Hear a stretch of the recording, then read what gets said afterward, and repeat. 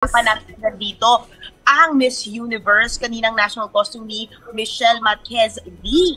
Bonggang-bongga, di ba? Dahil yung niya, national costume niya, merong Darna sa ulo. Pero ito si Nicaragua ba muna pinapakita? Paborito kasi ng writer natin si Nicaragua, kaya gusto niyang unahin ko daw pag-usapan niya. Alam mo kung sino writer mo? Walang iba, kundi si CK. Oo, na-feel mo, Kuya Jovi, na iba yung writer. Hindi si Michelle yung una niyang ni-roll. Oo, alam natin na si CK ito bigla. Di ba parang airplane yun? Ayun! Ito sa pagiging Army Reservist ni Michelle ang kanyang homage, di ba? At syempre, pagdating mo sa likod, nandiyan ang Love Philippines sign. Dahil si Captain nga siya, di ba? I'm the pilot now. Sa likod ng wings niya. Oo. Oo.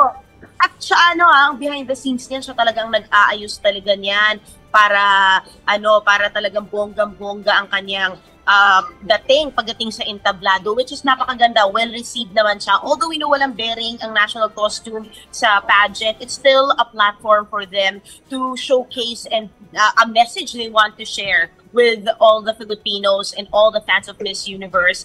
Pero ito pa, ang si Catriona Gray, nakausap din natin tungkol sa performance ni Michelle D kasi umalis na siya kagabi papuntang El Salvador at approve sa kanya yung performance ni Michelle D. Ang sinasabi nga ni Catriona, maganda na binibigyan niya ng meaning lalo na sa kanyang nanay, yung kanyang naging national costume. At sinasabi nga ni Catriona, bilang alam naman natin putok na putok siya nung prelims niya, di ba? Sa prelims talaga ang simula ng husgahan, di ba? Ng judge kung pasok ka ba. At mukhang maganda nga daw ang performance niya. Pero yun na nga, without taking, sabi nga ni Catriona, sobrang maraming malakas na candidates. Mention niya nga sila, yan, ang favorite ni May CK, proof si ba tayo sa sinabi? Pwede ba natin mapakinggan si Catriona? Oh, yeah. Oh.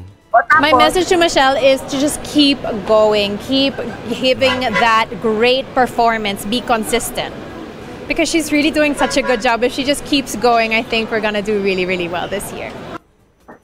Ayan. Si Kat, si Kat ay... Pero at the end of the day, judges pa rin ang magsasabi kung sino nga ba, at talaga yung natin, yung magiging landing natin pagdating sa Miss Universe.